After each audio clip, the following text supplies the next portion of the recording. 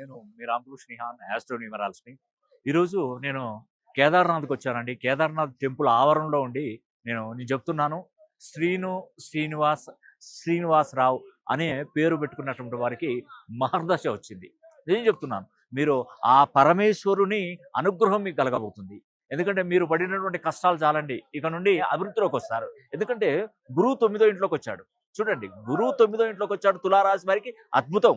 అంటే ఎస్ అనే అక్షరంతో పేరు మొదలయ్యేవారు శ్రీనివాసరావు అనేటువంటి వారు తులారాశి వారు అవుతారు. సో తప్పకుండా మీకు రాజయోగం పట్టబోతుంది. మీ కష్టాలన్నీ తీరబోతున్నాయి.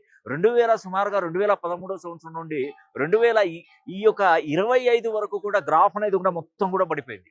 కానీ శ్రీనివాసరావు అనే పేరు పెట్టుకున్నటువంటి వారికి మహర్దశ కలగబోతుంది. నేను ఆ స్వామివారి సన్నిధానంలో ఉండి నేను మాట్లాడుతున్నాను. నేను పలికేది నిజం, నేను చెప్పేది నిజం, మీరు బాగుపడేది నిజం. మీరు కొంచెం కష్టపడండి. మీ ఆలోచన తెలివితేటలకు కొంచెం తెలివిని, మీ యొక్క నాలెడ్జ్‌ని పదును పెట్టండి. కష్టపడండి. కష్టపడకుండానైతే ఏది రాదండి.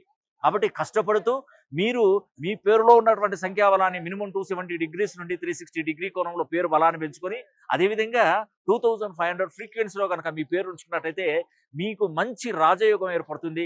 ఆ స్వామివారి సాక్షిగా నేను చెప్తున్నాను. మీకు మంచి జరగాలని కూడా నేను మనస్ఫూర్తిగా మనసా వాచ కర్మేన కోరుకుంటూ సెలవు